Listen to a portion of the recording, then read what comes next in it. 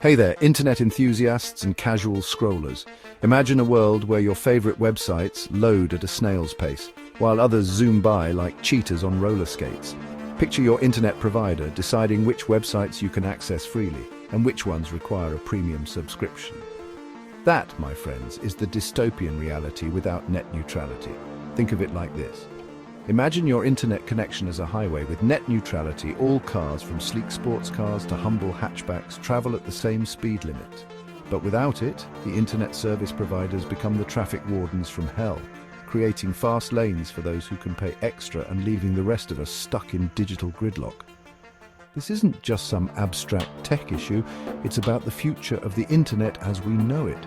It's about protecting our freedom to access information, share our thoughts, and connect with each other without interference. So buckle up, Buttercup, because we're about to dive deep into the wild world of net neutrality. Net neutrality, in the simplest terms, is the principle that all internet traffic should be treated equally.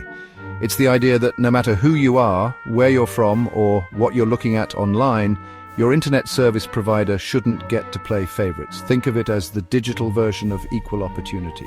Just like a power company can't decide who gets electricity based on their political views, ISPs shouldn't be able to control what we see and do online. This principle is crucial because it ensures that the internet remains a level playing field for everyone. It allows small businesses to compete with corporations, gives a voice to the voiceless, and ensures that access to information isn't dictated by the size of your wallet.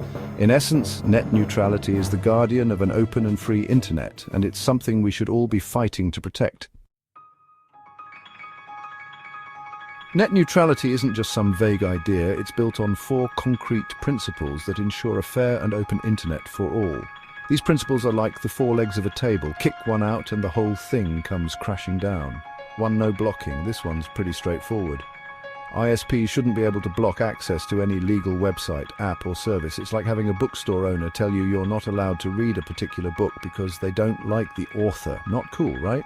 2, no throttling. Throttling is a sneaky tactic where ISPs deliberately slow down your connection speed to certain websites or services. Imagine trying to stream your favorite show and it's constantly buffering because your ISP decided to put it in the slow lane. Infuriating. 3, no paid prioritization. This is the big one. Paid prioritization is like creating internet fast lanes for those who can pay up, leaving everyone else stuck in the slow lane. Imagine a world where only wealthy corporations can afford to have their websites load quickly. That's a recipe for disaster, stifling innovation and creating a digital divide. 4, transparency. This principle ensures that ISPs have to be upfront about their network management practices. They can't just throttle or prioritize traffic in secret, they have to tell you what they're doing and why. Transparency is crucial for holding ISPs accountable and ensuring that they're not abusing their power. These 4 principles are the cornerstones of a neutral internet. They're essential for protecting our online freedom and ensuring that the internet remains a force for good in the world. Now that we've got the technical stuff out of the way, let's talk about why net neutrality matters in the real world, because folks, this isn't just about bits and bytes, it's about people, businesses, and the very fabric of our digital lives. First and foremost, net neutrality is about preserving an open and accessible internet for everyone. It ensures that the internet remains a level playing field where anyone with a good idea and a stable internet connection can share their voice with the world. Without it, we risk creating a digital divide where only the wealthy and powerful have a say. Net neutrality is also crucial for fostering innovation and competition. When all internet traffic is treated equally, it allows startups and small businesses to compete with established giants. This leads to more choices for consumers, lower prices, and a more vibrant and dynamic online marketplace. But it's not just about economics, it's also about freedom of expression. Net neutrality ensures that ISPs can't censor or block content they don't agree with. It protects our right to access information, share our views, and engage in open dialogue without fear of reprisal. In a nutshell, net neutrality is the bedrock of a free and open internet. It benefits consumers, businesses, and society as a whole. It's something we should all be fighting to protect. Section 5, the battle for the soul of the internet, the net neutrality debate. Now, you might be thinking, this all sounds great, John. Why is there even a debate about this? Who in their right mind would oppose a free and open internet? Well, my friend, you'd be surprised. You see, the internet isn't just some magical, ethereal realm. It's built on infrastructure owned and operated by companies. And these companies, like all companies, are in the business of making money. On one side of the ring, we have the net neutrality champions, consumer advocacy groups, tech companies, and everyday internet users like you and me. We believe that the internet should be treated as a public utility like electricity or water, with net neutrality enshrined as a fundamental right. On the other side, we have some ISPs and telecom giants. They argue that net neutrality stifles innovation and investment in broadband infrastructure. They claim that without the ability to prioritize certain traffic or charge content providers for faster delivery, they won't have the incentive to build out faster and better networks. This debate is about more than just internet speed. It's about control. It's about who gets to decide what we see and do online, and how much we have to pay for the privilege. It's a battle for the very soul of the internet, and the stakes couldn't be higher.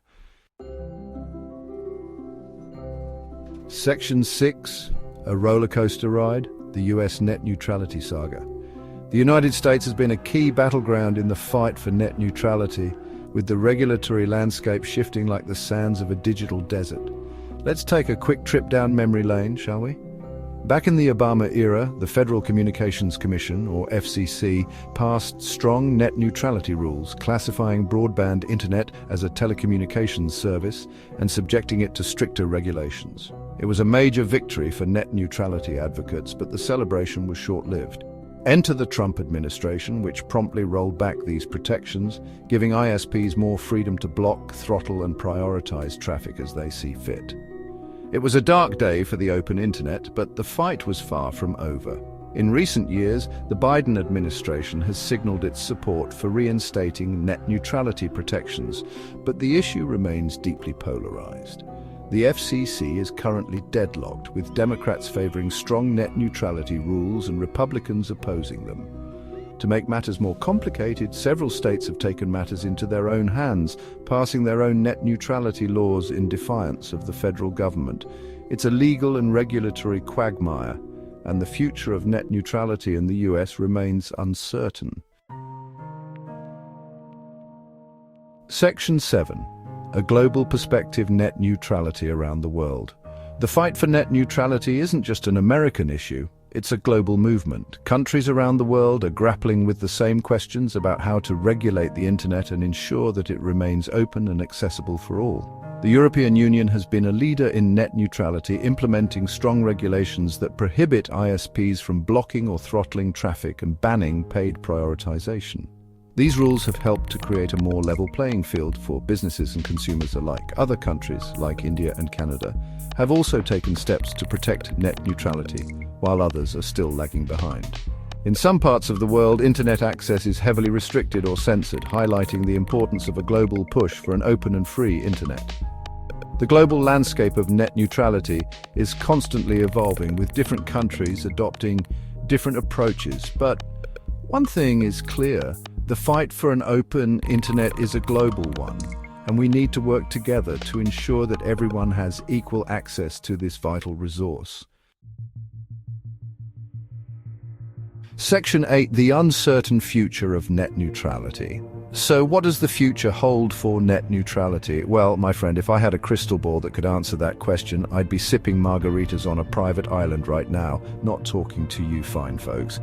The reality is that the future of net neutrality is uncertain and depends on a complex interplay of factors, including political will, technological advancements, and the ongoing battle between corporations and citizens. One thing is certain: the fight for net neutrality is far from over.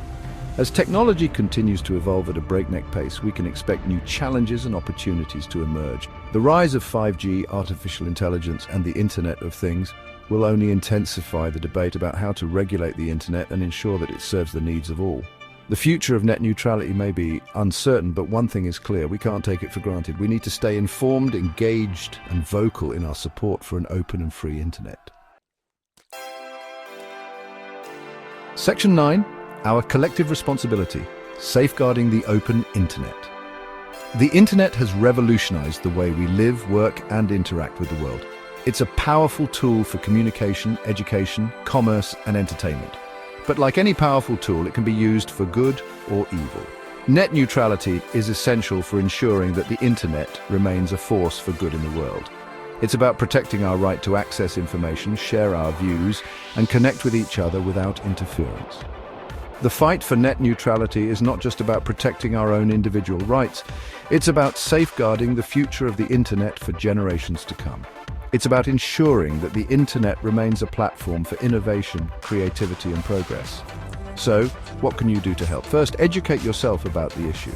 The more you know about net neutrality, the better equipped you'll be to advocate for it. Second, contact your elected officials and let them know that you support strong net neutrality protections. Third, support organizations that are fighting for an open internet. The future of the internet is in our hands. Let's work together to ensure that it remains a force for good in the world.